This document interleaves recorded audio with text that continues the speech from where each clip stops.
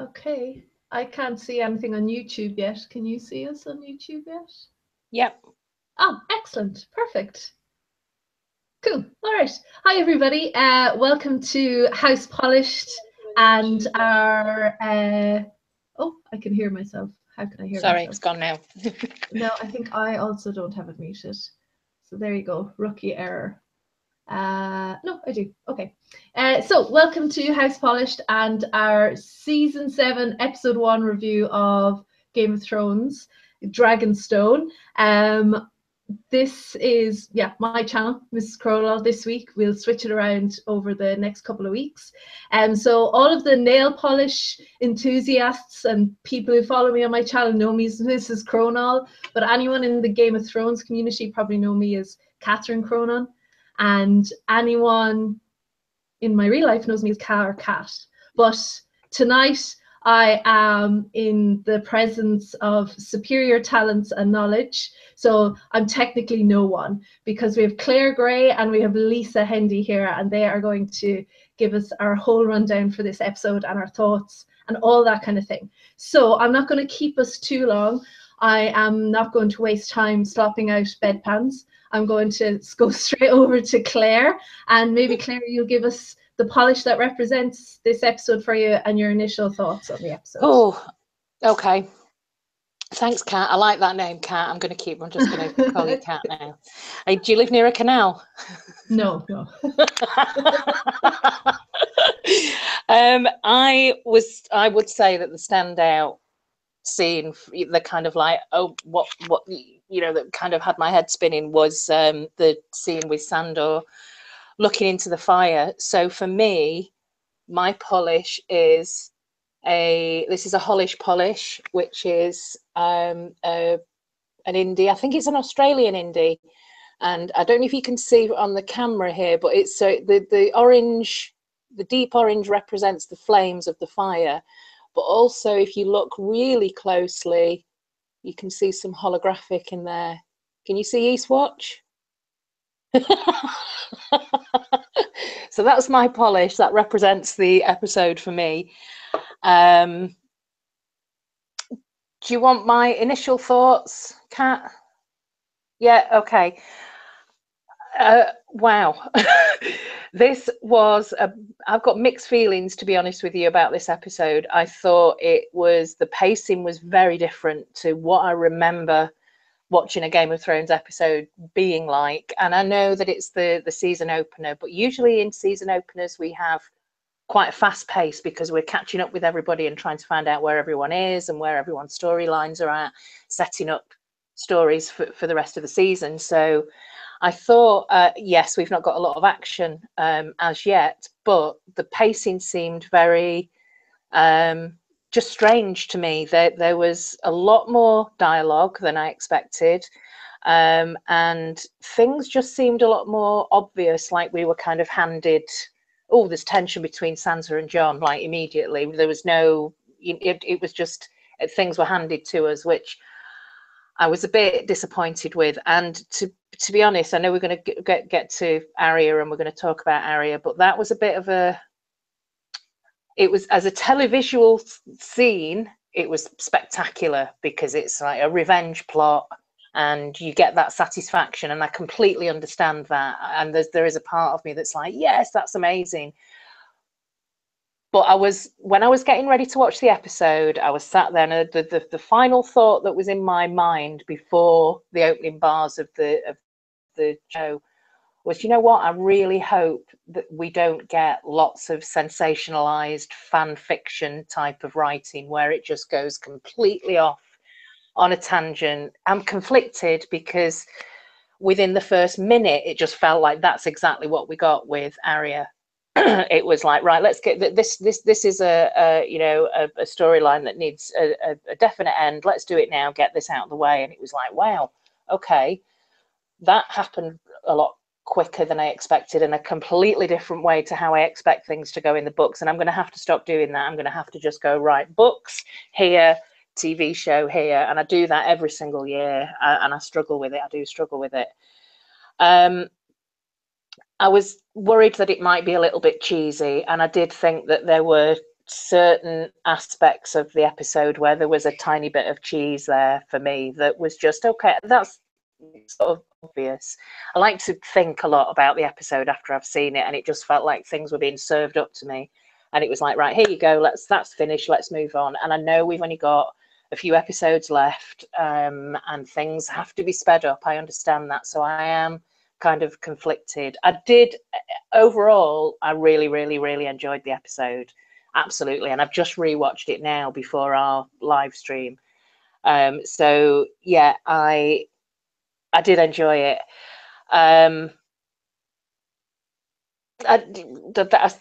all I've got to say for now. Okay, thanks, Claire. Yeah, I think we're going to have a lot in common, but let's go over to Lisa and get your initial thoughts and your polish.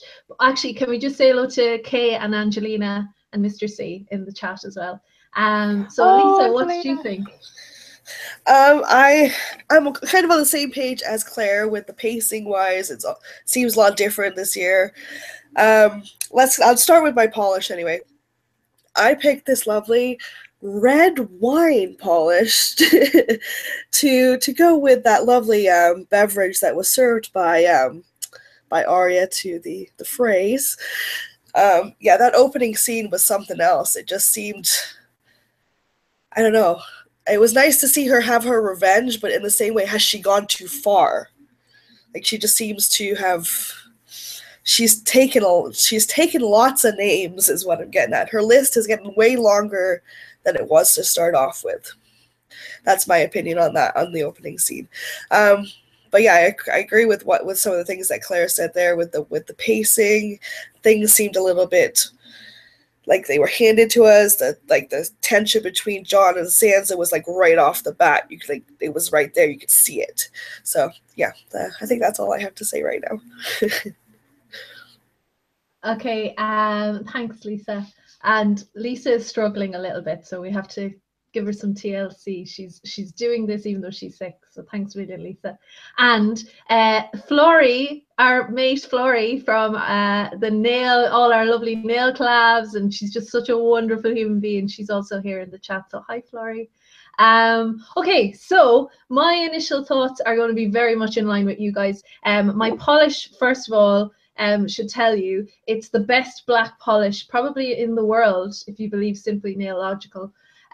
This is Cirque's Memento Mori, and the reason I picked black is because there seemed to be a lot of black in this episode between what Cersei was wearing, Dany was wearing, and the name of this, Memento Mori, I feel like death is haunting a lot of this episode, a lot of the characters in this episode, including right up to the Hound, which was my favorite scene in the episode as well.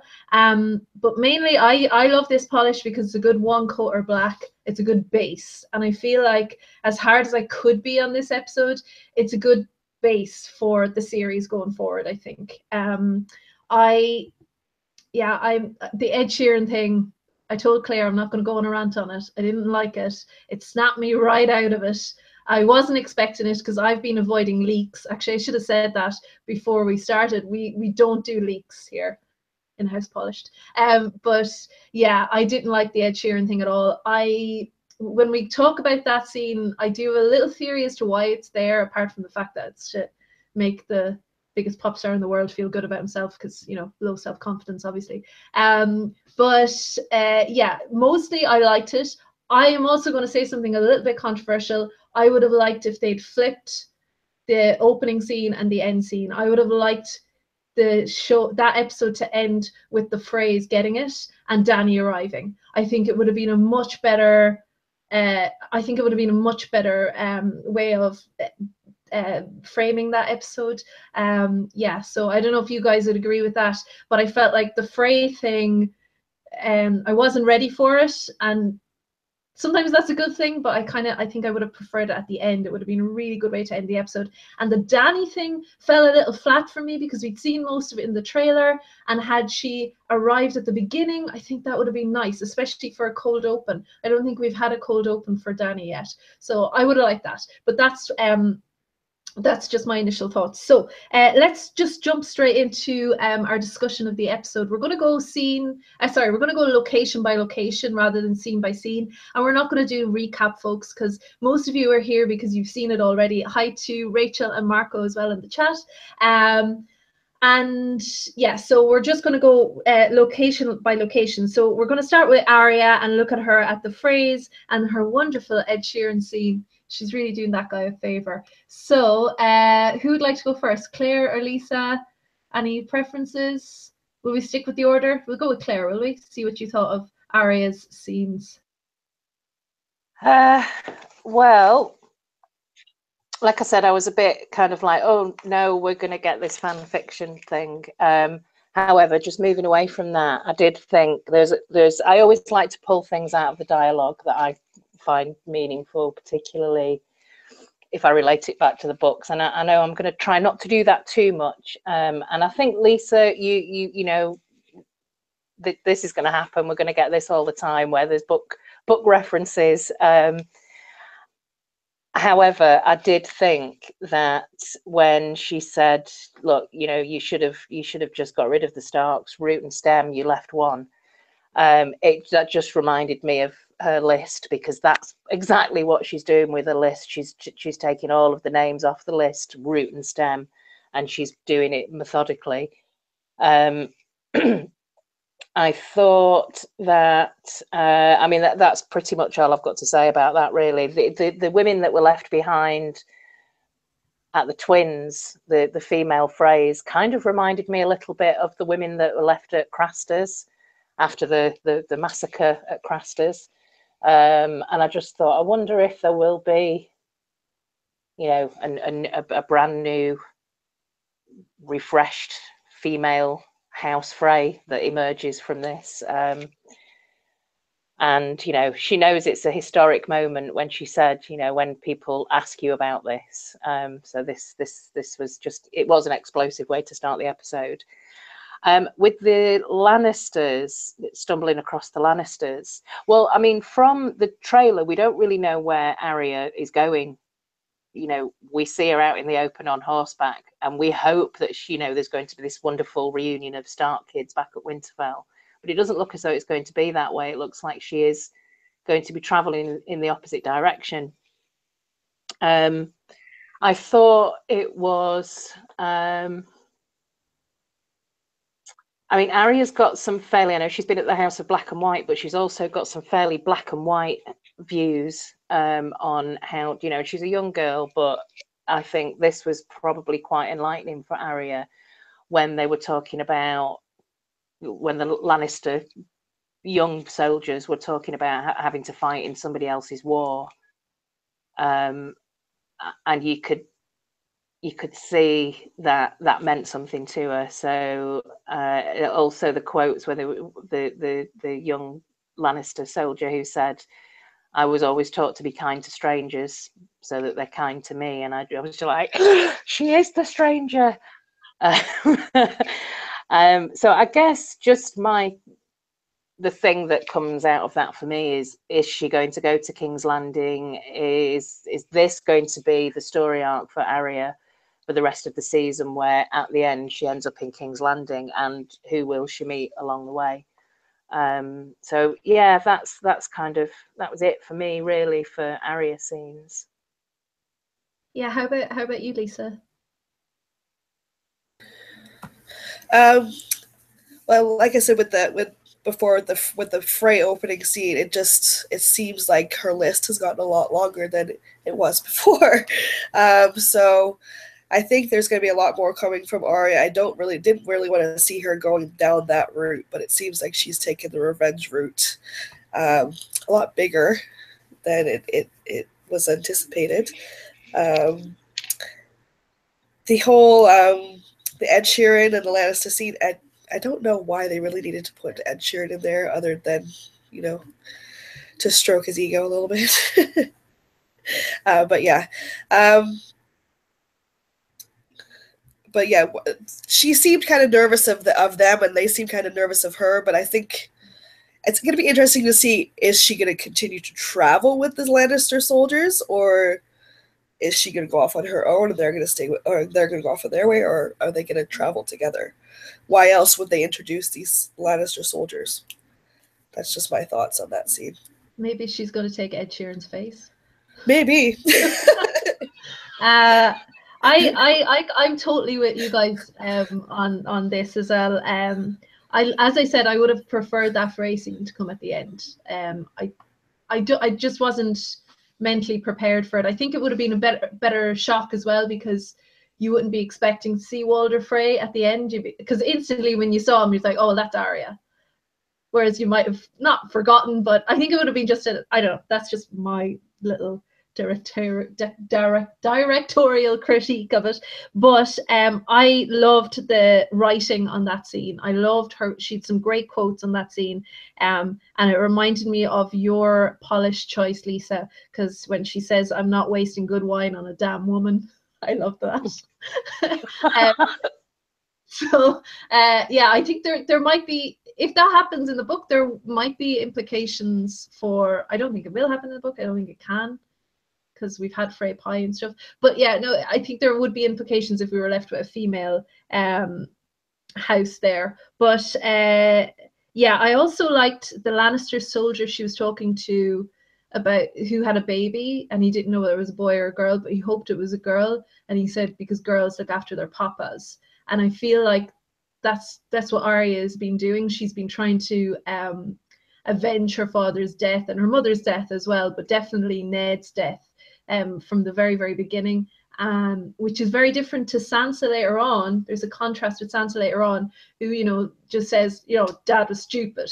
Okay, so it's a very different approach to that family dynamic. My main question coming out of this is, what does she not care what happens with Edmure, or what happens with Edmure now? Is that just gone? I have the show finished with that. And my other thing was the Ed Sheeran scene. I didn't like it, but is that to lull the audience into a false sense of security, into thinking, oh, Arya can be normal, she's okay, she can sit around and have a laugh, she's not a cold-blooded murderer, she can kill 100 men at dinner, but she'll be fine, she'll be grand? Is it just to kind of stop the audience from thinking that anything, like, I still don't think Arya makes it to the end. I don't think she can have a normal life, and I wonder if they're like a scene to try and lull us into a false sense of security. But yeah, that was my takeaway from those two. And also, oh yeah, also, is she a loose cannon? Because she says the North remembers, and winter came for House Frey, and I wonder, will that have implications, having a loose cannon out there for Jon? Because is that going to put the Starks in the firing line for having done this? Because, you know, people are going to think that the Starks did it. So that was just one thought that I had while I was watching it. So is there anything else you want to add to that scene, or what? Do you want to move on, or are you good? So we head to the Wall, and beyond the Wall, we have the Whites coming in the storm. The Night's King bringing the storm, and we have Bran and Mira arriving at the Wall. Very, very short scenes, but there's a lot there. So Lisa, will we go to you this time? What do you think of that? The only thing that I have concerns with Bran crossing the Wall is this going to have implications with him being touched by the Night King. Is it going to affect the magic of the Wall? That's the concern that I have. Is that protection now gone? I don't know if there's anything mentioned in the books about this. I have no clue, because like I said, I'm not a book reader. But is that now going to affect the integrity of the Wall, having passed through its safety? Yeah, that's definitely the biggest concern. I was kind of more interested in the fact that he approaches the Wall as if he's already warging or seeing visions, but can you do that without being near a weirwood or without touching a weirwood? I'm not sure. Claire, what do you think?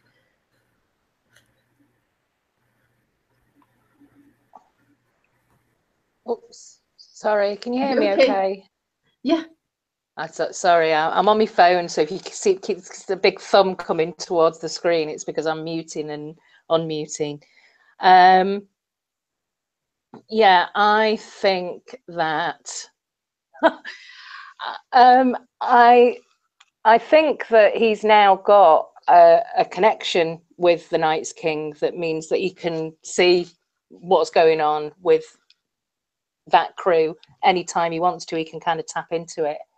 It could be that he was near enough to the wall for, you know, old magic spells to kind of amplify his ability to do that.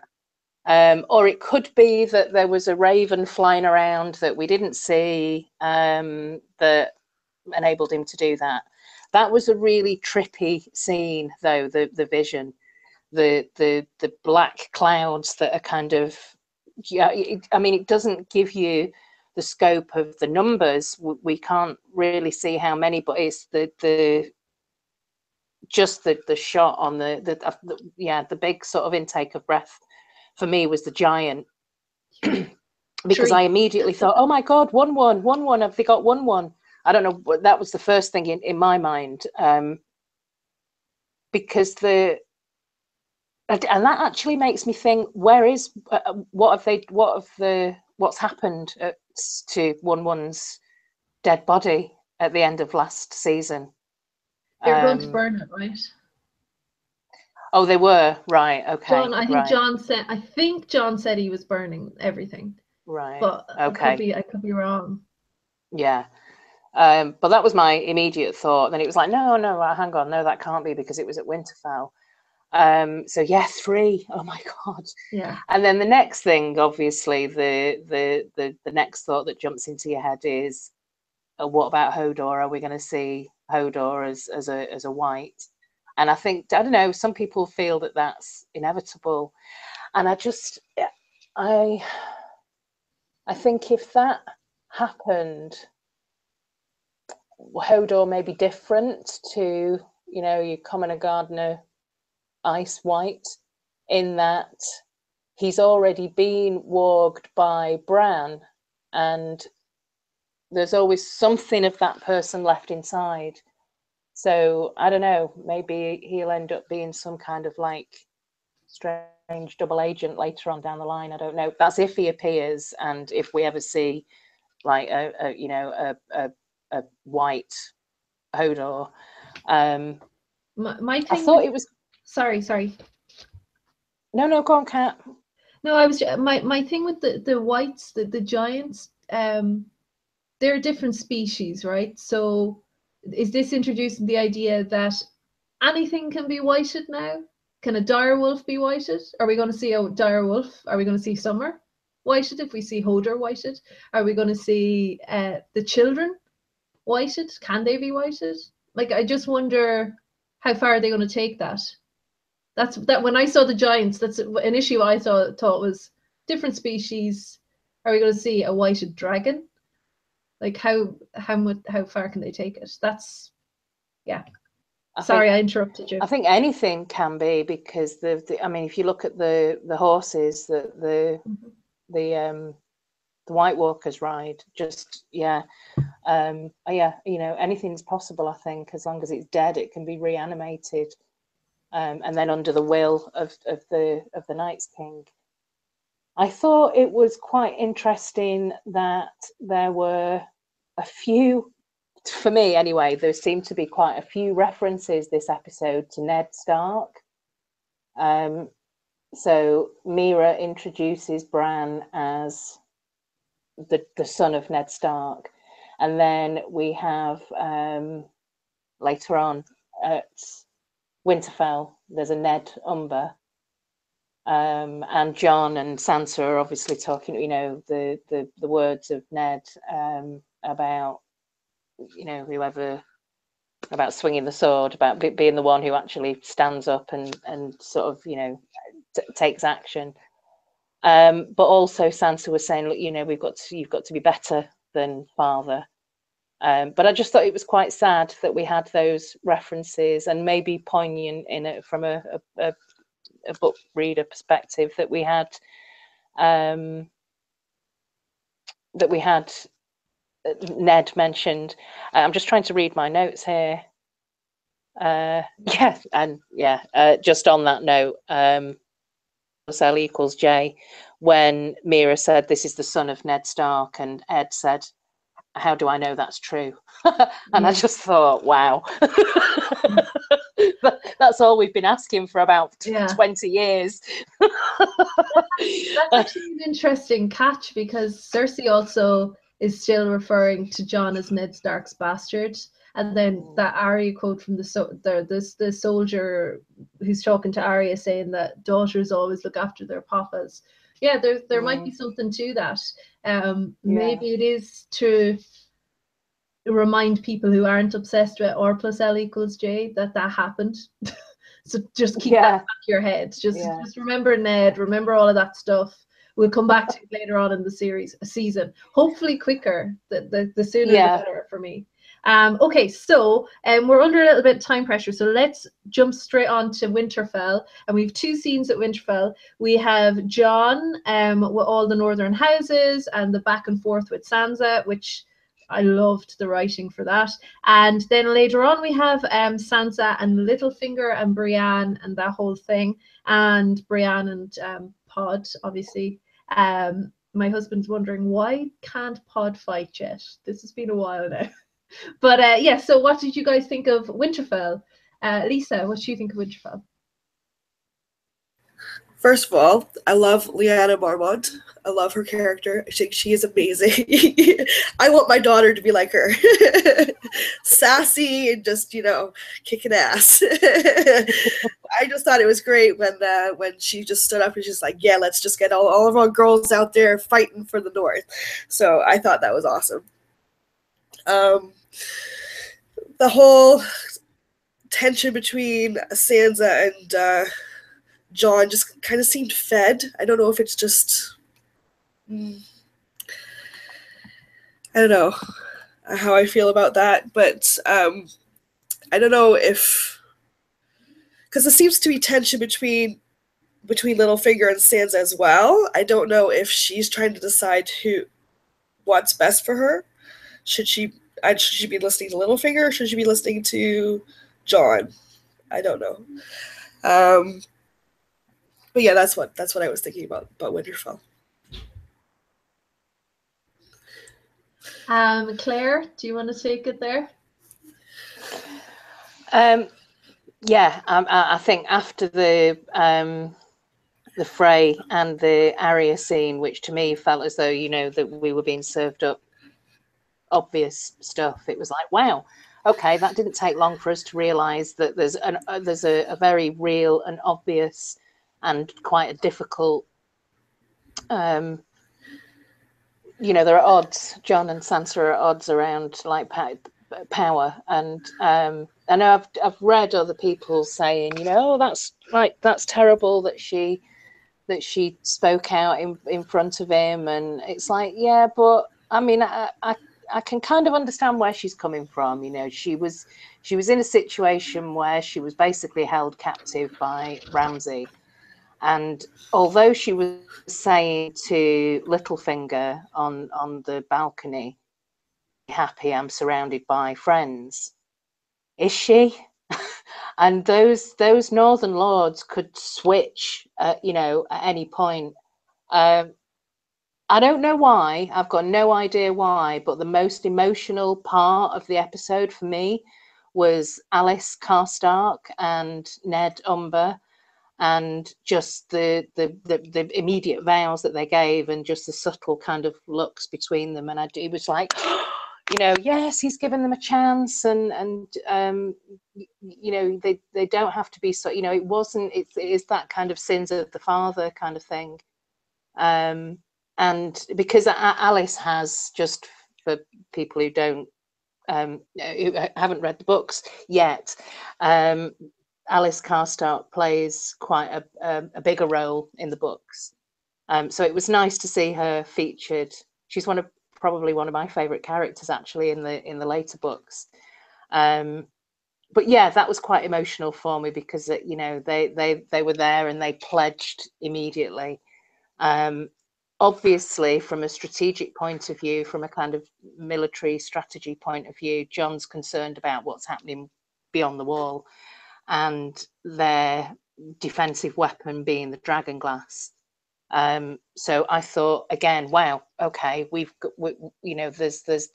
obviously an operation going on. Clearly, Sam's going to be able to help with that later on down the line, and obviously that's going to feature quite. When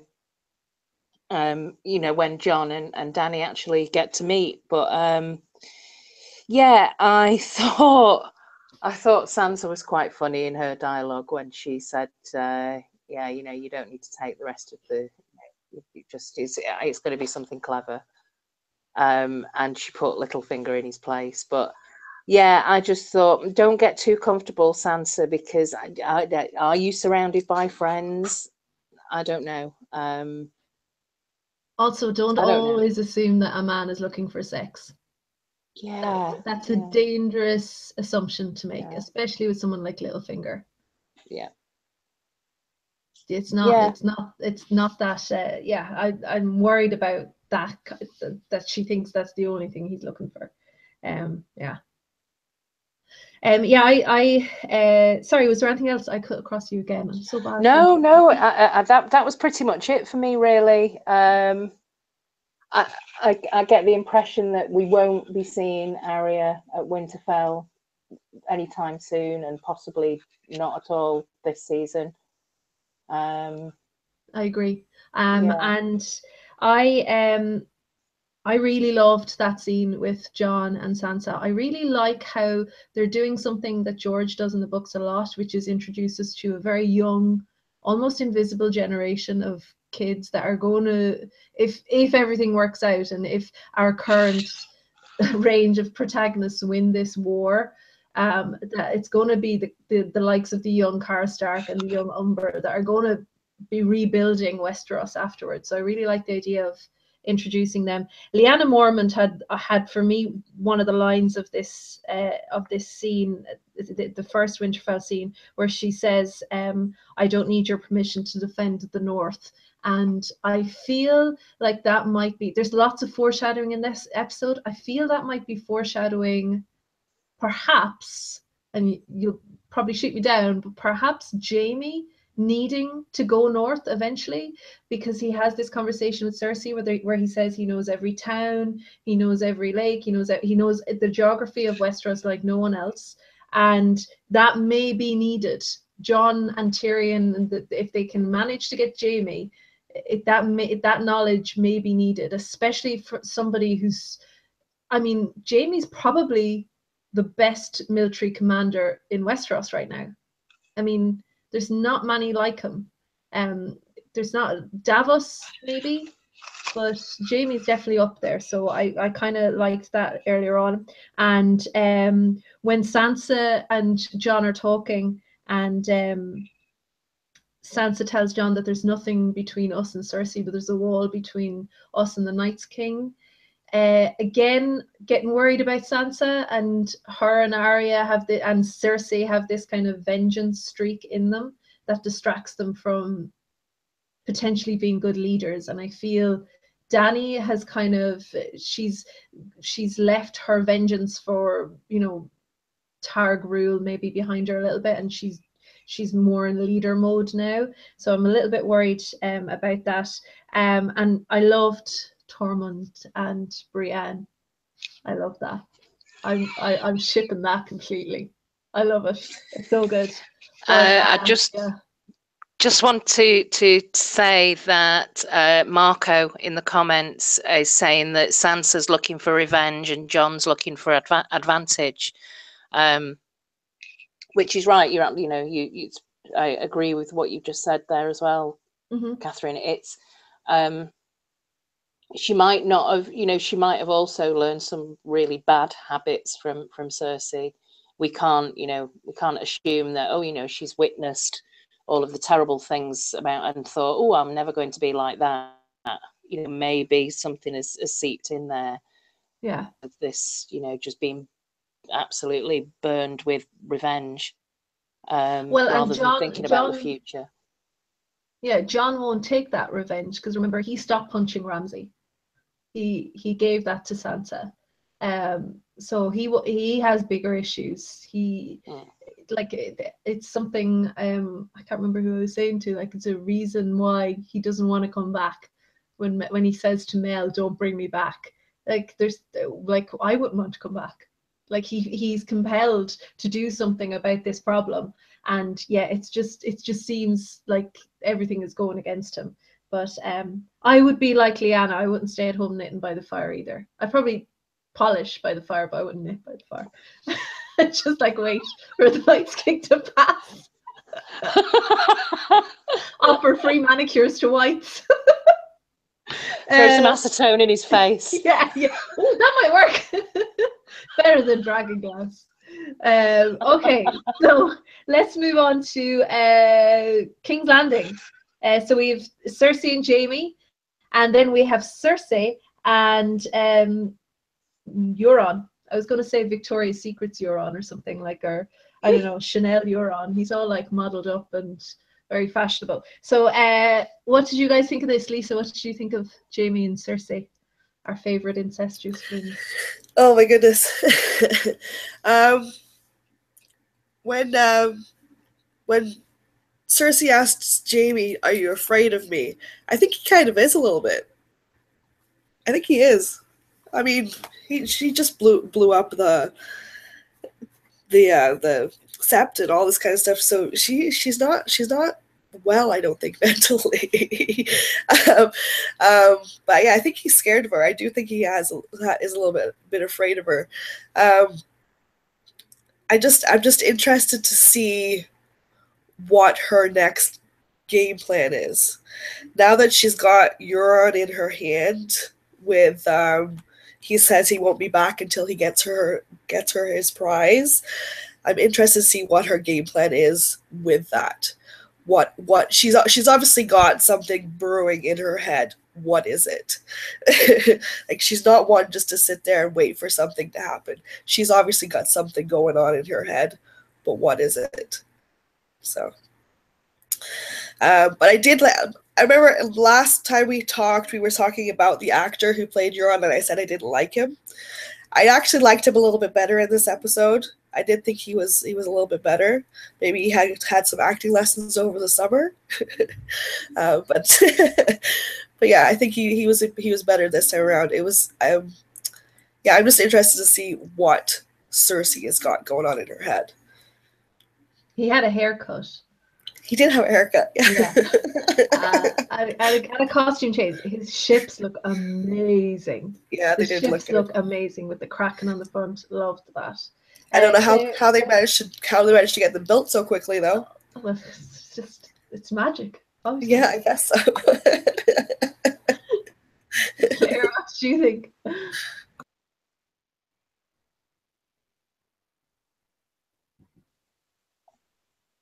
Sorry, can you hear me? Yep.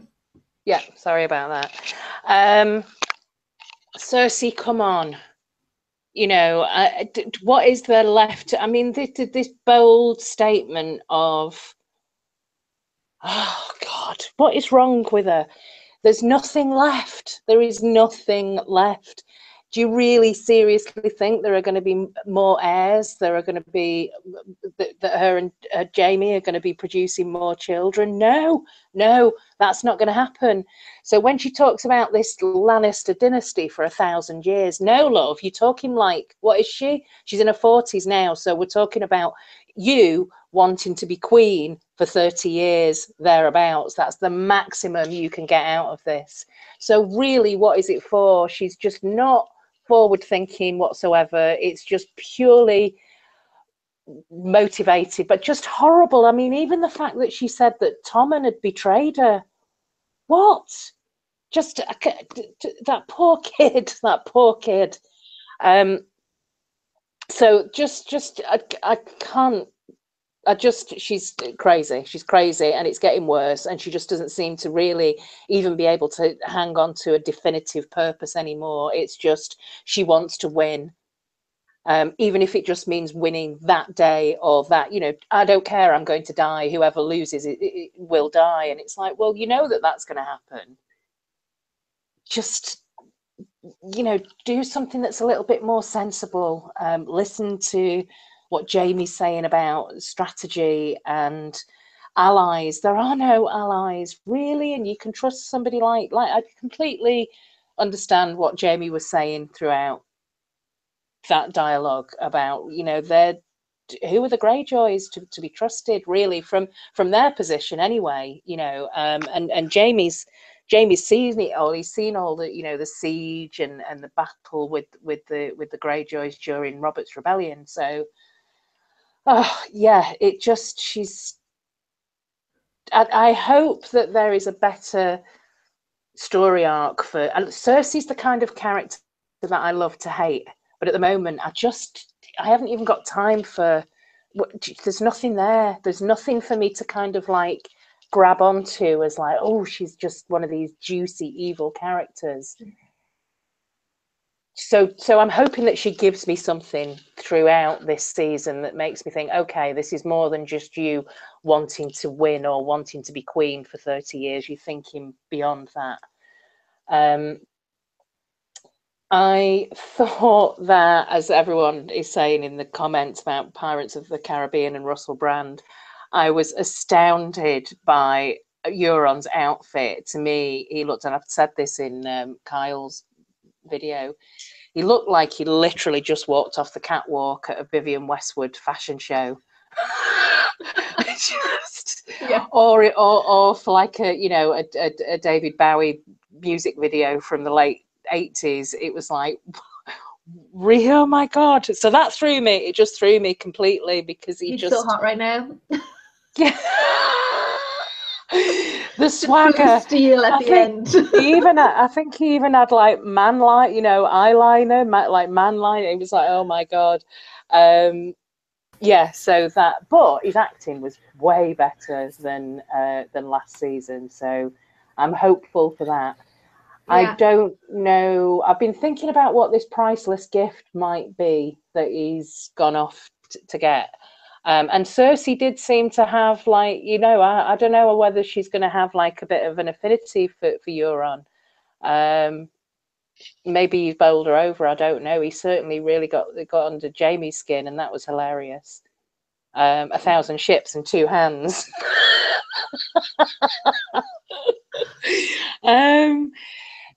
I think that he might be going to get Lady Olenna's head and bring that back to Cersei. I think that might be what happens. And I think from a strategic point of view, that would be great for them, because Lady Olenna has got a tight grip on the food supply coming in and out of King's Landing to Highgarden.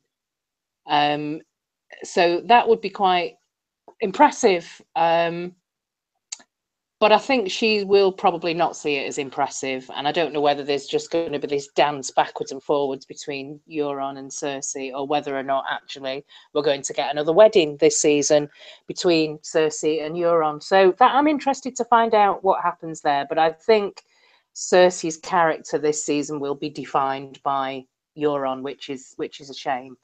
I don't know. We'll see. Yeah, I am. So I would take Ed Sheeran over this scene, to be honest. There was something about it that really grated me. I'm worried that Cersei's going to become a cartoon character. I'm really, really worried about it. There's all the pitfalls for her to become a cartoon character. And it's really annoying. I want to shake Jamie. Like, he killed Aerys for thinking about burning people, about burning King's Landing. And he's standing there with Cersei trying to reason with her. And I know why he's doing it. He loves her and everything, but are they even sleeping together anymore? Like, is it even worth it? Like I don't understand. Lisa's like, I don't know. I hope Jamie, I hope they don't die together. I hope Jamie gets out of there. I hope him and Tyrion I hope he realizes Tyrion isn't guilty. Olenna and Littlefinger have gotten away with it. And I don't think it's going to be Olena's head. I think it's going to be a Sansa's head that comes back. Initially, I thought, ooh, maybe he's going to bring a horn, and not in a rude way. If you're a book reader, you'll know what that means. But yeah, I thought maybe, oh, it'll be a horn, but it'll be bread, a horn, or the sand snakes. But I think it's going to be the sand snakes that he'll bring. And I'm okay with that. That's fine. But as my husband said, why didn't he just bring her that to begin with? Why doesn't he just like, why does he knows she's mad, why doesn't he like just to the meeting bring the sand snakes? So yeah, I don't know, maybe, I don't know. I did like Euron a bit more this time, but I feel like what you were saying, Claire, this is just wasting time. There's other stories that need to be told. There's other stories that we could spend a bit more time looking at, and I feel like this is wasting time. I would have liked, I hope they don't skim through the Bran stuff, for instance. I felt like we didn't get enough Bran, but I always love loads of Bran, so I'm fine with that. By the way, I should have mentioned when we were talking about the Bran and Mira thing, Mira Reed is one of the best actresses on the show. Oh my God, she looked haggard and wrecked and knackered, and it was just so realistic. She is amazing. That actress is just amazing. But yeah, I'm worried that Cersei is going to become too cartoonish. I do like the fact that they're setting Jaime up for maybe a bigger destiny, perhaps. That doesn't have to be tied to Cersei. I hope it isn't just tied to Cersei, because I don't want to see him for the rest of the season going, oh, but Cersei, come on, blah, blah, blah. Like, I don't want to see that happen. I do think that Euron, the two hands thing was brilliant, and I love the ships. I love the Kraken on the front of the ships.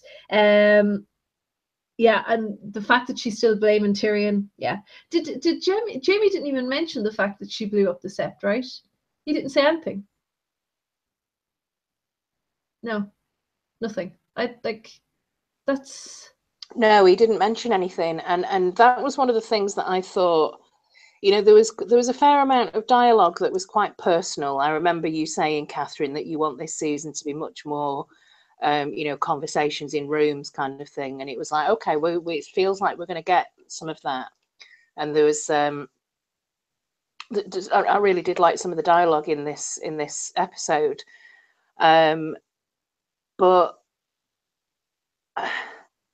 I think that Jaime, I hope anyway, that he's going to realize that his sister is just bonkers and lost the plot completely, and why is he hanging around, and that there is a bigger purpose. I don't know. I don't feel necessarily that he's going to need to go chasing after Brienne or whatever, but I do think that he's got his head screwed on a bit more. But also, that was one of the things that I missed, was it, while they're having this kind of, you know, more personal dialogue, nobody mentioned what the impact of the Sept blowing up was for last season. You know, nobody seemed, not even the guy who was painting the floor, or anyone that was in the throne room when Cersei had an audience with Euron.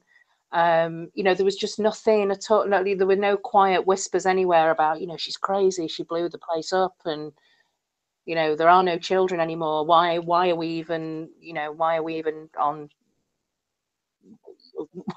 we supporting this crazy woman? Yeah, I kind of missed some of that. Yeah, shouldn't there be riots in the streets? There's no bread. There's a mad woman on the throne. The rumors about her and Jaime like are everywhere at this stage. Like, they've been around for years. All her kids are dead. Like, there should be now. Oh, and now there's like a woman with dragons coming to Westeros. Like, if I lived in King's Landing, by the way, I grew up in a place called King's Land, so that kind of counts. I would be rioting in the streets like this. Like, it's crazy to me that this is why we're moving on in a couple of scenes to the Hound. This is why I think I'm loving the Hound scenes more, because it feels like he's the only person, him and Arya, whose scenes are actually really connected to the ordinary people in Westeros still.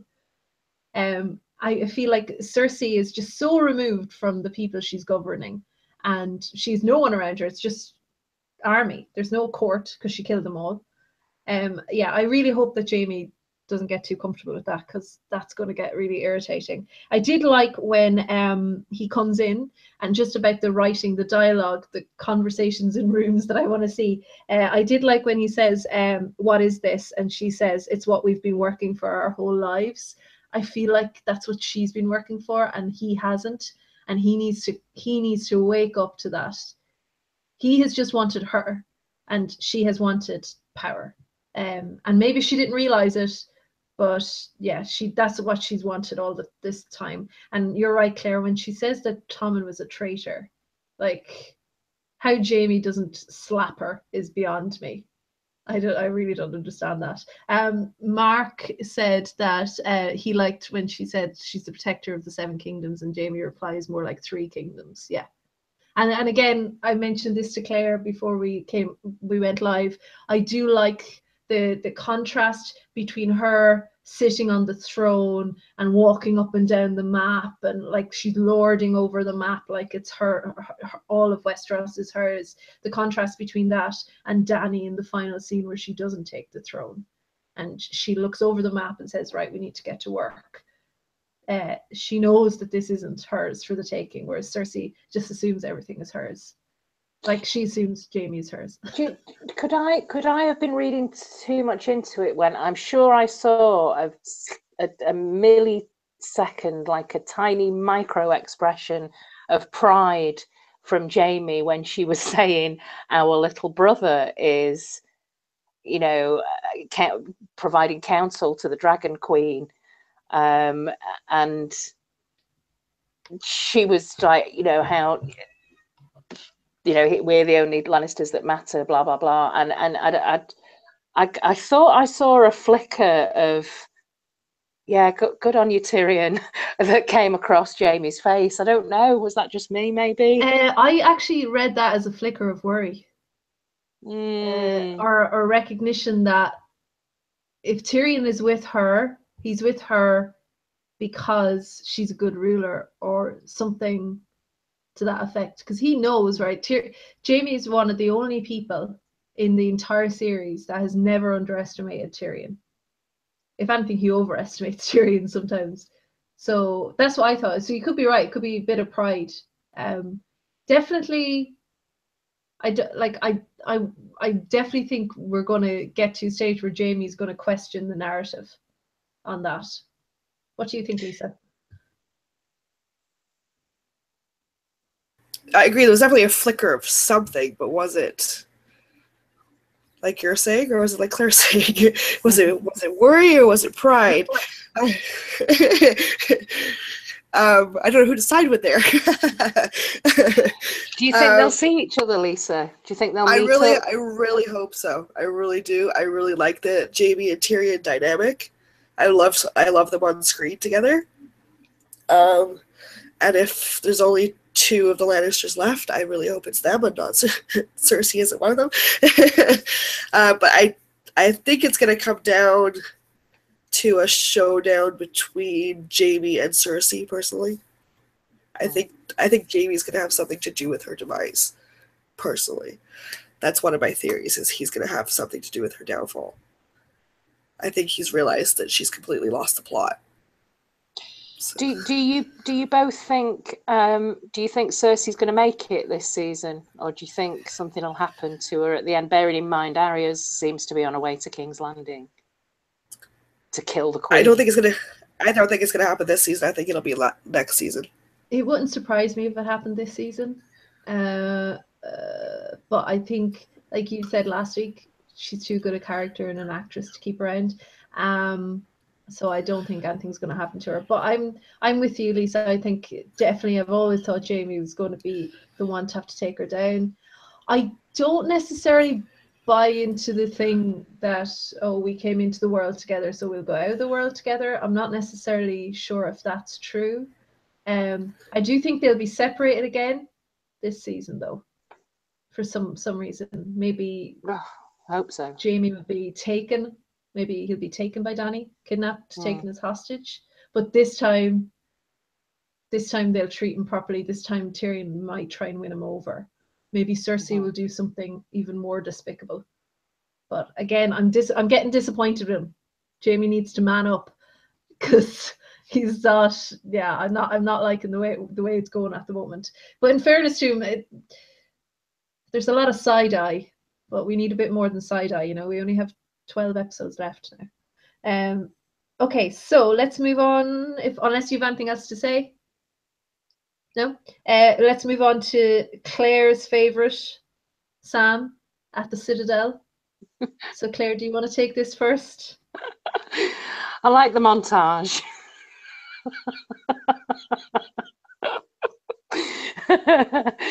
And the sandals.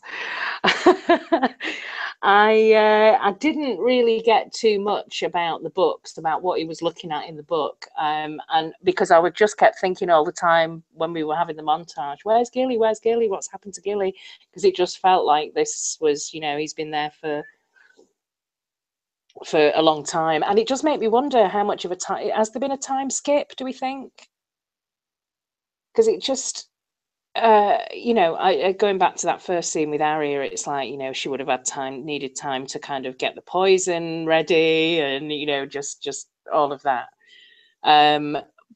But it seems like a fair amount of time has passed for Sam at the Citadel, and I liked the way that they set this up as, you know, things are done differently around here. It doesn't matter. We're not, you know, north of the wall, south of the wall, whatever. This is Old Town. This is the Citadel. This is where history is made, and memories are made, and where we record the history.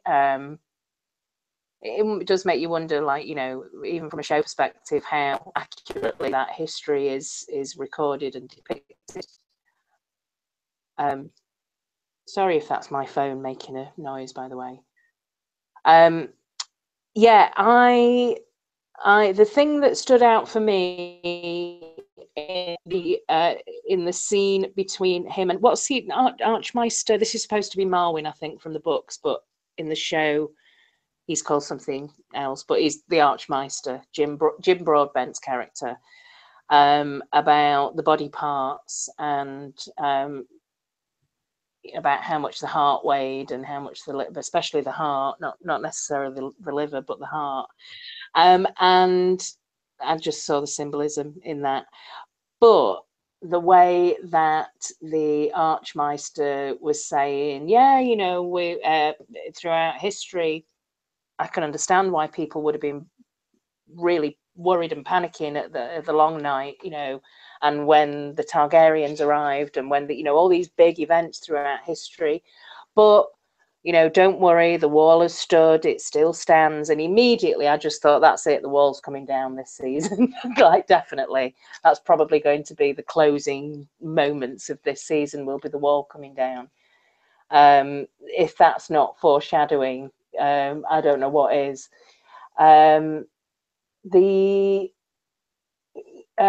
You know, it's going to be good for Sam to be. I mean, the whole, again, that was quite obvious with the dragon glass. Oh, we found it in the book, right? Okay, we need to send a raven to Jon and let him know where the dragon glass is, so we know the progression of the story and we know what's going to be happening next episode, or at least in the next couple of episodes. Jorah was quite interesting. I mean, what's he doing there? Are they trying to cure him?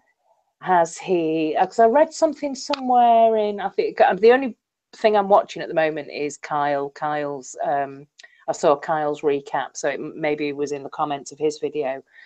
When we're talking about, Catherine and I talk about Kyle all the time, that's Azor Ahai, and he's, you know, part of the Song of Ice and Fire community, and he's got a great channel where he does recaps and things. But I'm sure that somebody said there, is this Jorah being cured? Like, if you actually think about his arm, it could have looked like it was a progression of the condition that he's got with the I can only think of stone men, but the what? Grayscale. Yes, thank you. Grayscale. Or has he had some kind of treatment where it's been burned? So what did it look like to you? Did it look like grayscale, or did it look like somebody, like he was being treated for grayscale and that somebody had somehow burned his arm and was curing him? I couldn't figure that out, to be honest. The other thing that I want that I would say about this is, will Sam tell Jorah about his father? Because you remember when there was the mutiny with the what was he called? The old bear. Craster's, yeah, Craster's Yeah. Keep. Yeah. Yes. Sorry, I'm being interrupted. Yes, at Craster's Keep. He did say, didn't he? His final words were, "Let my son know that I forgive him." Basically, I forgive him. And then obviously we've got Lyanna Mormont as well. So will Jorah ever meet Lyanna, and what will the dynamics be there? So that it just threw up more questions for me, really, those scenes. I'm sure Catherine's going to go into the whole book side of things a lot more. So I'm looking forward to hearing that. Okay, Lisa, to answer your question, Claire, I thought it was grayscale. I didn't think about it being treated, so I'll have to go back and look at it. Lisa, what did you think? First of all, because I'm not feeling very well, all of the feces just made me more sick to my stomach. I'm like, do I really have to watch this right now? Really? It's not a very fun job becoming a maester by the looks of it. It doesn't seem like this is what Sam had envisioned when he was becoming a maester, was going to be cleaning people's crap. He just wants to get to the books and start all his learning. I don't blame him, poor guy. I wouldn't want that job either.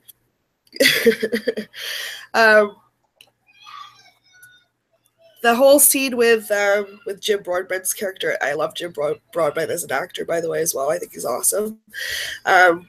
Was interesting. I got the same kind of feeling that Claire did with the wall is going to come down. It has to.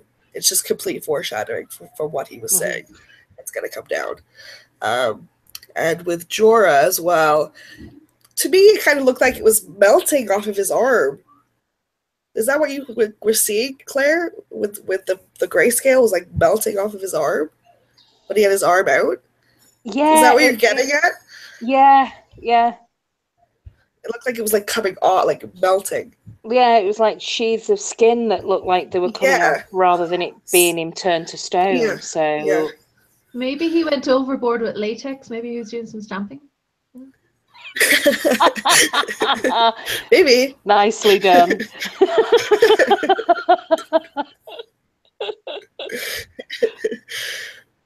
But yeah, I thought it was something was like melting off of his arm. That's what it looked like to me. So maybe he is being cured. I don't know. Interesting. Yeah, but I got the same sort of feeling you did. What about you, Catherine? I'm not sure. I'll have to look at it again. I just thought, like, I'm not sure how the science of this disease works, because, like, Sam isn't wearing gloves or anything. Like, does it have to be direct skin-on-skin contact? Because that seems a bit ridiculous, to be honest. I don't know. That just seemed a bit strange. Like, he's handling what they've been eating, and I don't know. I'm not sure about the science behind that one. Yeah, I'll have to look into that. I love Jorah, and I really, I don't know if the grayscale thing works for him, because Lisa, he's not the one to get grayscale in the book. So I don't know. I'll be interested to see where they bring that. The Sam thing, I really loved the slopping out the food, the whole cycle, and I think it is the passage of time to give Euron time to build his ships. Sam has to deal with all that poo, but also I really liked the Broadband scene. It reminded me of the Tywin Lannister scene where he's cutting up the deer for the first time we meet Tywin. And the first time we meet this Archmaester, he's cutting up a human being, another Maester. And I really liked, my husband and myself were talking about this. This is my husband's favorite part. He loves the parts in the Citadel. And because it's just a new area for Game of Thrones at the moment. I really thought that just that the blood and guts and the shit and the piss and the soup and all that kind of thing, it's really distancing this very secret sect from all the other magic in the book. I feel like it's really kind of emphasizing bodily functions and science and all that kind of thing. So I really liked that. It's a very strange little organization. I'm not sure why they're keeping someone. Marco said, "Open-minded, loving knowledge people lock away some knowledge." And yeah, it's a bit strange that they've kept away. They're locking away knowledge. So there's two books that we see. The book that we see Sam peeking at through the gate initially. It seemed, and I will link Kyle down below because we've mentioned him so much. So hi, Kyle. I know Kyle said in his channel he thought it was the changing of the seasons. We had a good long look at it here, and we weren't sure. We're very interested in, my husband in particular, in the astrological significance of Planetos, the effect on the climate, all that kind of thing. To me, it looked like it might be something to do with that. So we were speculating whether it was a binary system or a variable star, something like that. So we're not sure. So I'm hoping we get more around that, or else they're just trolling us with that. I'm not sure. Sorry, Claire. I was just going to say, sorry, Catherine. If it is, then I'd be very interested in finding out a bit more about that, because I love the whole elemental magic aspects of the story, and the changing seasons, and basically the ice and fire, and we could go into this in a lot more detail, but I hope that they do bring this into the show, because it's there in the books. It's there as something that's kind of almost one of those things that's hidden in plain sight kind of thing. Mm-hmm. And actually, I'd recommend Lucifer Means Lightbringer. I'll try and link him down below as well. He goes into this a lot as well. I am really interested in that part of it, and I feel like he can't just be there to discover that there's like loads of dragon glass on Dragonstone. Like, yeah, that can't be just that. There was a shot of the cat's paw dagger or something that looked like the dagger that was used in the attempt on Bran's life back in season 1, which now I believe Littlefinger has again, because he took it off Ned again. Mm-hmm. So that'll be interesting. And there was shots of Arya with that, right, in the promotional stuff for Game of Thrones this season. That's not a leak thing. There was just shots of her, any of the promotional stuff. It looked like that dagger. The other thing was the arrowheads in the book. They had so was that referencing, they did find the arrowheads in the dragon glass arrowheads, right, in the show? Didn't they find them? Am I up north beyond the wall? Yes, they did. Yeah, I'm sure they did. Yeah. Okay. I get so confused sometimes between the two. So there was interesting that we saw those three things. But again, not enough. I felt it was a bit anticlimactic. Sam needs to be there for a bigger reason. I wonder, is it going to be something to do with the climate? Because all the dragon glass in the world isn't going to make a difference if the army of the dead just keep rising and rising and rising. Like they don't have time to keep making weapons. Like they don't, or to get everything, the political negotiations. I don't know. Like there needs to be. I feel like Sam is there to finally put a stop to this cycle, or to make sense of this cycle in some way. That they can't just have this long night type thing come around every few centuries and let that be okay. That can't. I feel like there's going to be something more there. And my Jim Broadbent quote from this scene was, everyone in the Citadel doubts everything. That's their job. So I felt like that was kind of like the Game of Thrones community. Definitely. So yeah, so is there anything else you want to add to this? Just that Florrie made a comment saying with Jorah, crackle polish. Yeah, definitely. Nice. Too textured for Clare. Yeah, and also I mentioned to you, Clare, as well, that the way they use the lights and the chandeliers in the library, there might be something to astrological built into those as well, or the way they reflect light. It might be some sort of technology that they're using. I'm not sure. There's something really nice about it there, and I can't wait to find out more. Okay, we're moving on to my favorite scene. I think it's yours as well, Clare. The Hound and the BWB. So, who'd like to go first? Lisa, do you want to go first here?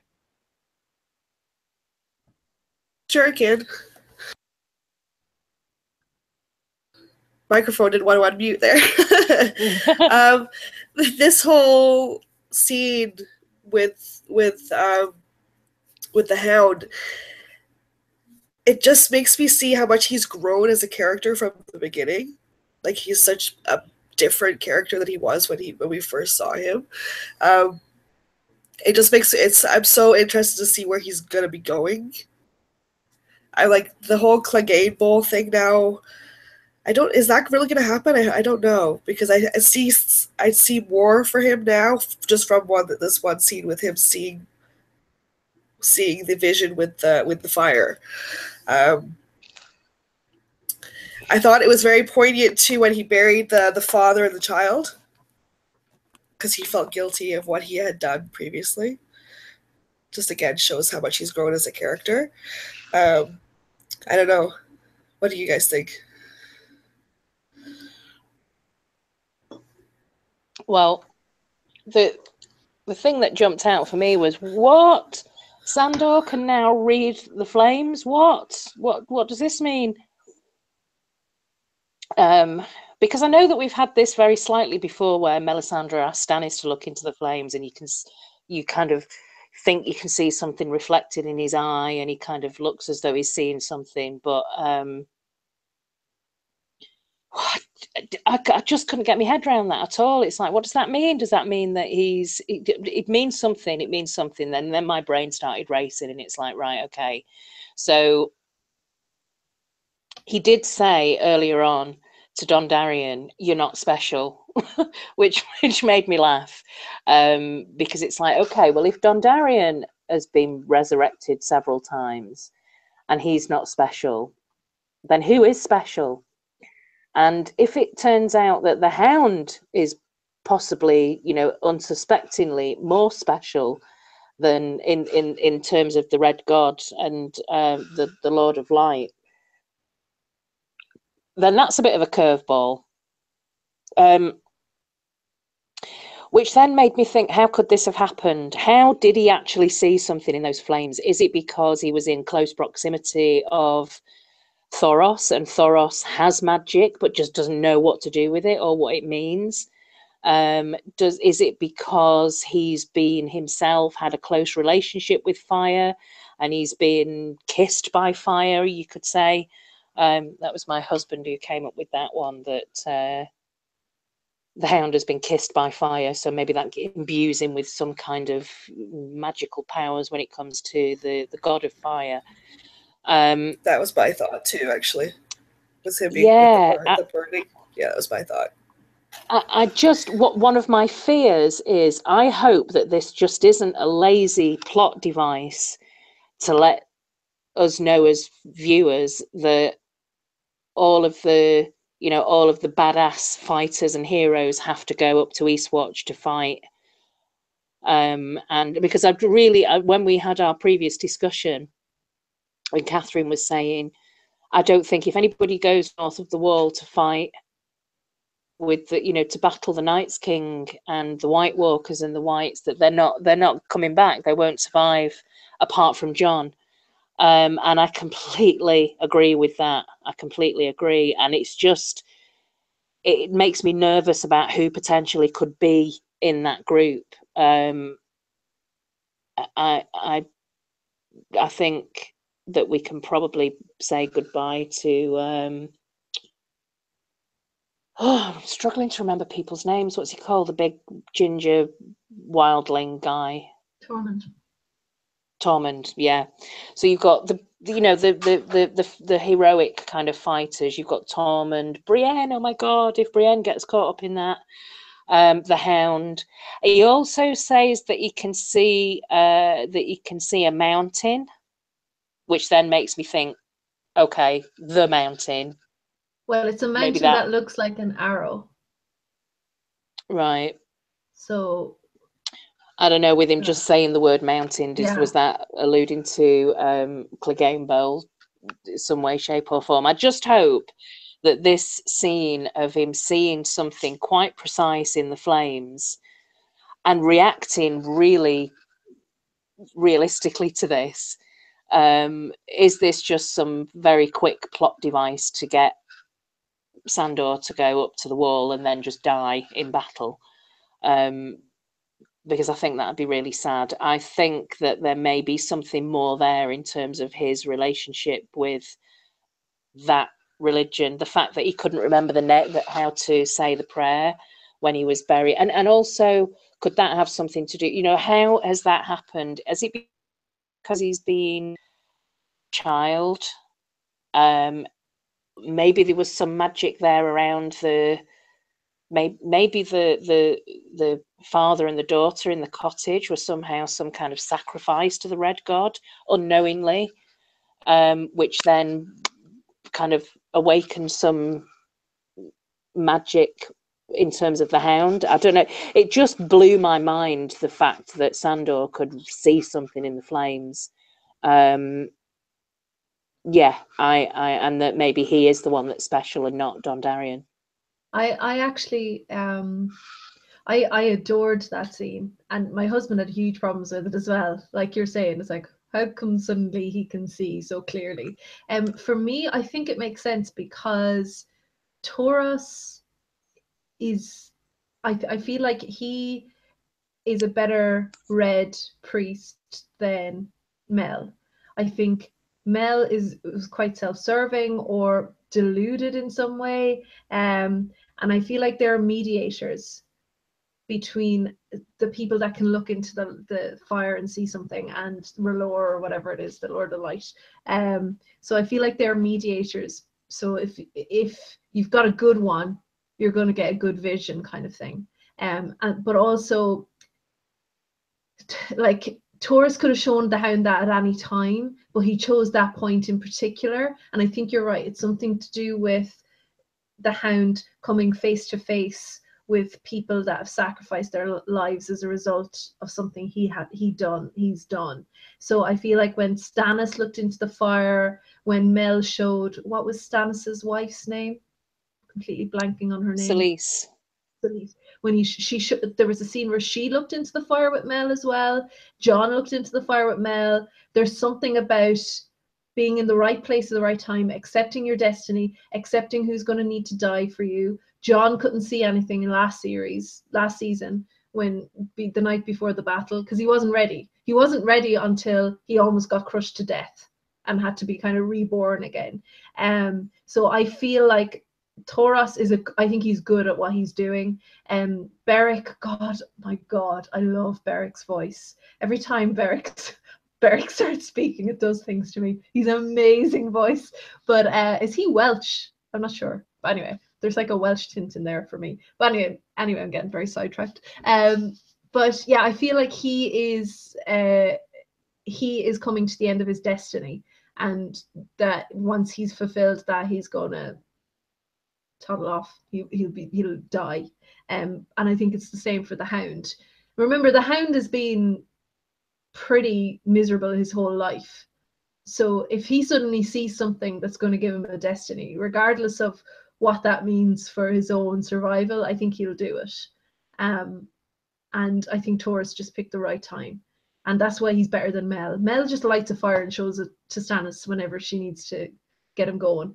And Stannis sees what he wants to see. He doesn't necessarily see his destiny, which is why Mel is constantly reading it wrong. That's just the way I see it. You could be right. It could be a very convenient plot point. I think, though, that scene for me was the best written scene in the entire episode. So I feel like they weren't going to get that wrong, or they haven't got it wrong. And Lisa, the where he's digging the grave for the 2 people that died at the cottage, that's a direct allusion to a theory from the books that the Hound is now the grave digger, with the what do we call it, the little cult group that we saw last season with him, the Lovejoy group. So yeah, the Ian, what's his name? I can't think of his name. Anyway, Ian McShane. Yeah, so that's an allusion to that, because he's a grave digger in that scene in the book. So I really loved that, and I loved the slagging of Taurus, with his top knot covering the ball bit. That's hilarious. But yeah, I think that the Hound, I'm worried about him. I don't, Clegane Bowl, I've never really cared much for the Clegane Bowl thing. I feel like Arya should be the one to kill the Hound, or Arya should be the one to kill the Mountain. And I'm still, if Clegane Bowl happens, I'm still kind of on the Arya will get the Hound's face and do it. And that's where I am with that. Did you guys have anything else to say about the Hound or the BWB? Anybody else loved Beric's voice as much as I do? No? Okay. All right, so then we come to the last scene of the episode, and it is Dany at Dragonstone at last. And yeah, so what did you guys think of this, Lisa? What did you think of this?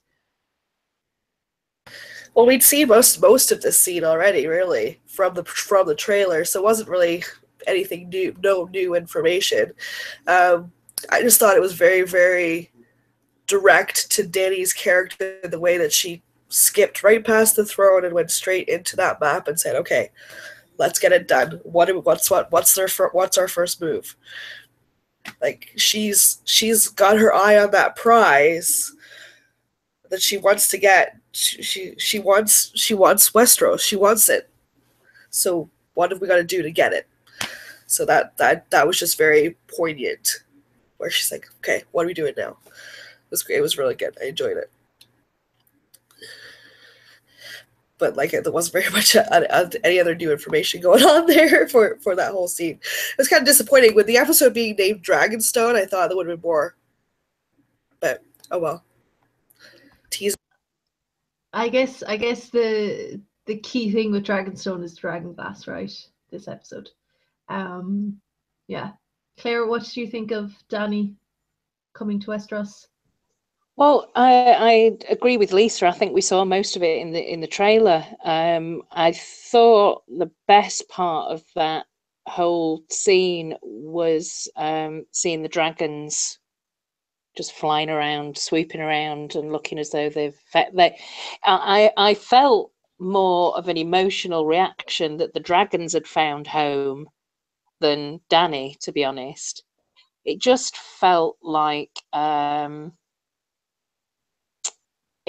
was a bit underwhelmed, to be honest. I was a little bit underwhelmed, and Catherine and I were talking earlier before the stream about like the atmosphere and the music and things. The music that was associated with this scene is exactly the same music with Dany and Meereen, and it just seemed to have like a strange bit of a disconnect.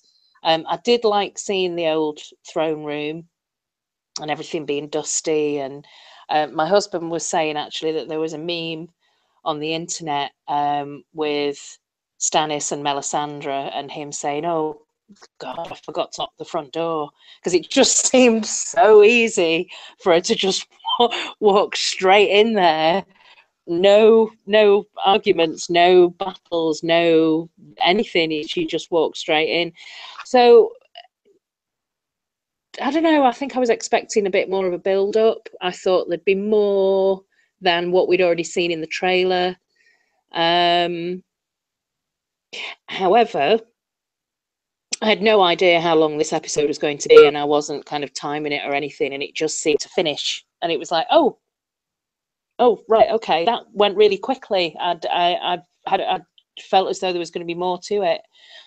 So I don't know whether that's a good sign or a bad sign, that it felt as though it ended really quickly. I don't think we got any all from Tyrion. It was very kind of, there was definitely an atmosphere there, but it did feel as though, I don't know, it felt like she was intruding rather than there being this grand, homecoming. And I don't know, maybe we'll get that next episode where there's more of a, and what's the name of the name? I think is it Stormborn? Yeah, so maybe we'll see a little bit more of that. I mean, it literally was the end of the episode. Although I agree with what you were saying, Catherine, about that should have been at the beginning of the episode. I think it would have had more gravitas, and then having the Frey thing at the end, I think you're absolutely right. The sequencing was a bit wonky. No, definitely, and she deserves a cold open, and that deserved a cold open. Yeah, I mean, it's the story that has been the most distant from Westeros and has the most impact on Westeros. That deserved a cold open. The fray was great, but I would have much preferred that to be cold. And as you said, Lisa, we saw all of that before.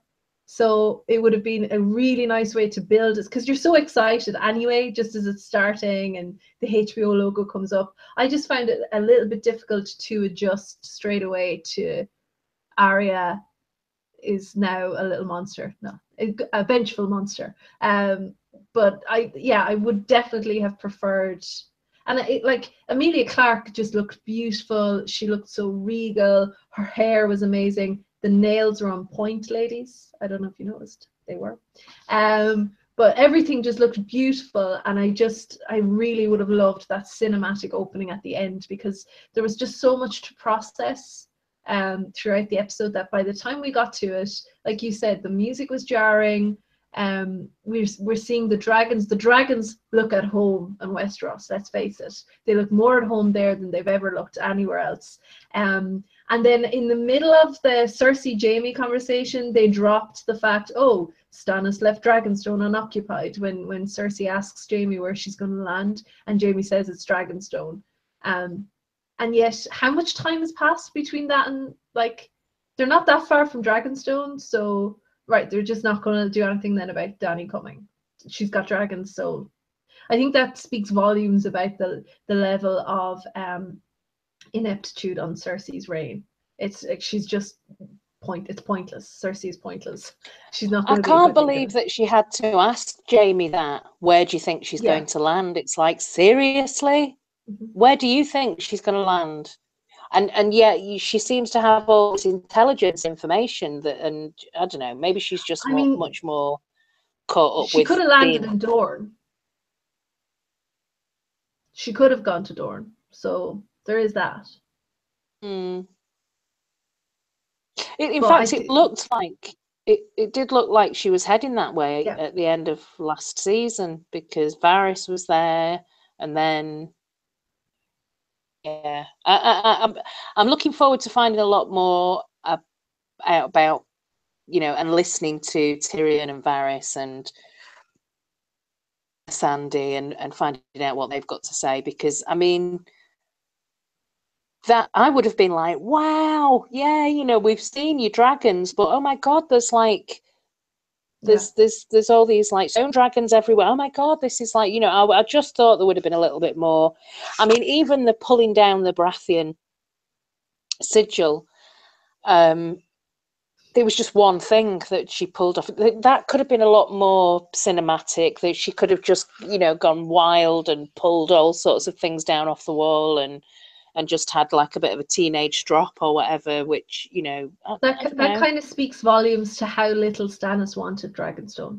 I kind of liked that, actually, that he didn't cover it, that he didn't look after it, that he didn't surround it with small folk. It's still just a fortress. It's not it's not a castle. It's not a working castle. So but then I have the benefit of being a book reader, so I can fill in those blanks, right? So like I can just say, oh well, I sometimes make logical leaps that, you know, like HBO don't make for me. I just do it because like I'm a book reader. But I think you're right. There was a little bit, it was anticlimactic, and maybe it would have been better had she landed in Doran and arrived at Dragonstone some other way, but I don't know. I think it'll be fine. It'll all come out. But we've seen a lot of the first 2 trailers now. We've seen a good chunk of them. Apart from the bits beyond the wall, we've seen a good chunk of the first trailers, particularly with Dany. So it'll be interesting to see where they take her storyline. I'm really getting sick of episodes ending with Dany and rising music. I said that to you, Claire. It's not having the same impact. There's only so many times you can do that. So yeah, and I don't think she hasn't a clue the kind of problems. And also, where are they going to put all the Dothraki at Dragonstone? Like, I don't understand. Because they'll want off those ships straight away. So yeah, I'm a bit confused about that. I also think the award for best application of Sally Hansen fake tan goes to Varys, because he looked really amazing, Conleth Hill. I don't know if you noticed. He's like totally tanned. Those mermen. So do I have any other question here? Yeah, I was a bit confused why. How did they know that Dragonstone was empty? I'm a bit confused about that as well. Like, I presume Varys is little birds, but there's no one at Dragonstone. I don't know. I suppose they'd know at King's Landing, I guess. But yeah, I think because there was no one there. Varys probably would have known before he left Westeros that Stannis had left Dragonstone. But I mean, even so, you'd think there'd be trying to think of the word, like a caretaker left behind, a bit like at Storm's End in the books there was Penrose. Is Edric Storm? Oh no, he's at Storm's End. Yeah, sorry, not Dragonstone. Is there no one at Dragonstone in the books then? Oh God, there's all sorts going on in the books that's completely different. Isn't I feel like Dragonstone should never be empty. Like, that should never happen. Yeah. Like... Marjorie's brother, what's he called? Marjorie's brother? Can't think of. Loras in the books. Oh. He's at Dragonstone, and he's supposed to have been burned really badly in the. That's where we're up to in the books. Okay. Okay. So there's some sort of siege, I think, at Dragonstone. Okay. Yeah, no, it's yeah. I would have flipped. I would have flipped the Dany scene with the Frey scene, but that would have meant skipping Ed Sheeran, and we can't do that. Oh no. So so are there any like predictions or anything you want to go through, or anything that you have hopes or worries for next episode? Did you both watch the little trailer for next episode, Joe? Yeah, it was like 20 seconds, so it was very, very quick, and then I don't remember much from it apart from the up at Winterfell, the Northern Lords talking to Jon and saying not to trust a Targaryen and can't be trusted, and I'm guessing that they're talking about Tyrion there. So about Tyrion, you know, if sorry, a Targaryen can't be trusted. Yeah, they're talking about Dany, obviously. I've had a few. You're on this Tyrion Targ thing. This is the second week. I must be. I've had too much prosecco. Sorry, folks. You never should apologize for that. The main thing that I got that I can remember right now from the trailer for next week is, oh my God, Nymeria. There's a wolf, and actually, really, yeah, Yeah, that's all I can. Yeah. If you look at if you watch the trailer, Oh there's a my clip God. of a very angry-looking direwolf, and there's also a Arya looking quite shocked. Now, whether the two coincide with each other or not, I don't know. But in the show, Nymeria is the only wolf. There's definitely a real obvious clip of Nymeria from next week's trailer. Did you see that, Lisa? No, I didn't. That was one of my predictions. So I can't believe I missed that. I got to go back and watch it. That's awesome. I didn't notice that at all. But you know what, though? Sometimes in different countries, they have different previews. Ah. Well, this one, YouTube, and it's like 20 seconds. Okay. All right. But I know that sometimes the European clips are different than the North American clips. So maybe there's a Greek trailer that's different, apparently. Yeah. Sometimes I haven't watched it. I'll have to go through YouTube and just Google the promos for the next episode. But I didn't see that at all. But when there's a new direwolf, there's potential for a new direwolf death as well. So I don't know. That would be so cool. So it just makes me think about Arya and Nymeria. Will Arya be running into who could potentially Arya run into on her travels down to King's Landing? Because it looks like she's quite dedicated to her list, and she wants to kill the Queen. So she could run into the Hound and the Brotherhood Without Banners, which would be quite nice for her to run into the Hound again. She could run into Mel. But they're too far north now, right? Where are they? They're north. They're good. They're very well. Actually, no, they're not that far. But she's not near them. No, I think she's way further south than they are. Just from the snow alone between. Yeah, that's true. She could run into. I suspect they'll send Davos to treat with Dany, or no, Sansa will stay at Winterfell, but they could send Davos or Brienne, maybe. This is just my personal fantasy theory, but I hope Nymeria runs into Melisandre and rips her throat out. But that's just me. That's a woman of the cloth, Claire. I hope we see more of. I think in the preview you can see Yara.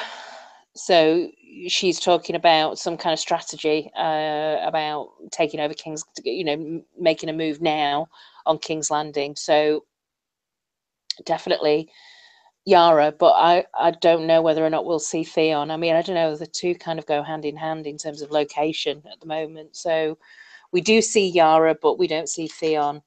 It makes me wonder what's going to happen, what these plans are. It sounds like Tyrion's going to hopefully click into action, and maybe this is where we start getting Castle Rock coming into it, maybe even as early as the next episode.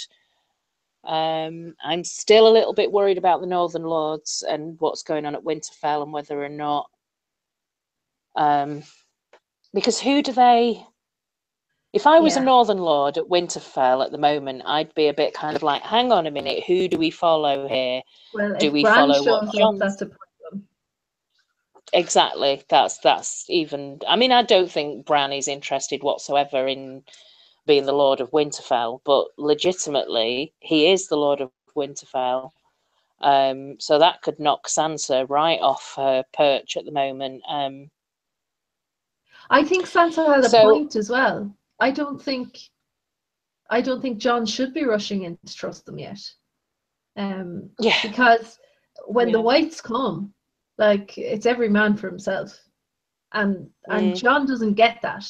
Jon thinks, everybody's going to want to defeat them. No, more people are going to think like Sansa than think like you.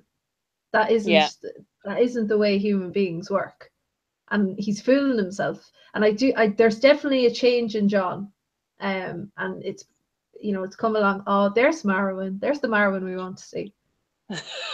There he is. Not dissecting bodies. Hello. There's a bit of a change in John, and yeah, I think that's gonna. It's Marco said in the comments that he can't wait for Tyrion to meet John. I'm actually really excited about that. I'm more excited about John meeting Dany, potentially, or anyone just coming together from those groups, because I think that's going to be. And if something, Florrie said she saw the wolf as well, Claire. If something turns. Oh, thanks, Florrie. I thought I was imagining. I was like, was I dreaming that? If something turns Arya around to go north again, it could be Nymeria. I mean, if she starts dreaming of Nymeria or something, that may turn her. I'm not totally enamored with the idea of Arya going south again, but yeah. You just see a close-up of a wolf's face, and it looks angry. It looks like, it's ready to rip somebody's throat out. No, it's definitely not Ghost. No, it's it's definitely, it can only be Nymeria. Okay. Yeah, that's really exciting. Do you think next episode will be, considering it's called Stormborn? Do you think John will turn up at Dragonstone in the next episode, or is that a bit too early? Are we moving fast enough? I mean, things seem to be speeding through. I think we're moving really fast. Also, they've kept the same kid playing Gilly's child, and he's aging up, so obviously he's growing. So they're not worried about that kid getting older, because they don't mind the time is passing. I don't know if you noticed, he was in the room when they're reading all the books. So Gilly picked up very complex books now, so her reading level is gone through the roof. So I definitely think there's a lot of potential for John to be north of the wall in Dragonstone, or meeting halfway. It would be interesting if they kind of had a party meet at the Trident or something. That would be nice, I feel. That would be a nice kind of, especially because where Rhaegar was killed, and potential for John finding out and all that kind of thing. I'd like that. But and especially if Arya is going to be around with Nymeria, because that's where Nymeria was left off, right at the Trident. So that would be interesting. But guys, I don't want to keep you too late. If there's I don't know if there's anyone here with questions for us or anything like that. If you have any questions, you can throw them up in the chat. But or you can leave them down in the comments and we can answer them throughout the week. So what do you think about next week? Where would you like to do this next week? Whose channel? I could try it next week. Fingers crossed it works. Fingers crossed. Yay! You guys can help me. Fingers crossed. It will. And fingers crossed you'll be well. I'm hoping so too, because this is just not good. I don't mind doing it this week. Excellent. So we'll be on Lisa's channel next week. I'll be sure to link everything down below. And ladies, you can say your goodbyes. See you guys next week. Thanks. Thanks, everyone. See you next week. I'm hoping that we get some Dawn action maybe as well next week. I know that not everyone's been, Dawn's been just a bit of a letdown so far in the show, but maybe it'll hot up again this year. Who knows? But yeah, I'm definitely looking forward to next week. I need more bedpans next week. I didn't get enough, so that's what I'm looking forward to. My stomach can't take brown stew. Go and watch the trailer. It'll make you strong. I'm going to go watch the trailer right now. Go and watch the trailer and tell me that I'm not going crazy. Me and Florrie are not going crazy seeing a wolf. Well, Claire, I'll take Florrie's word anyway, for sure. So thanks a million for everybody who joined us in the chat, and everybody who's going to watch this later on. I will see you lovely ladies next week. And bye, everybody. Thanks a million for watching.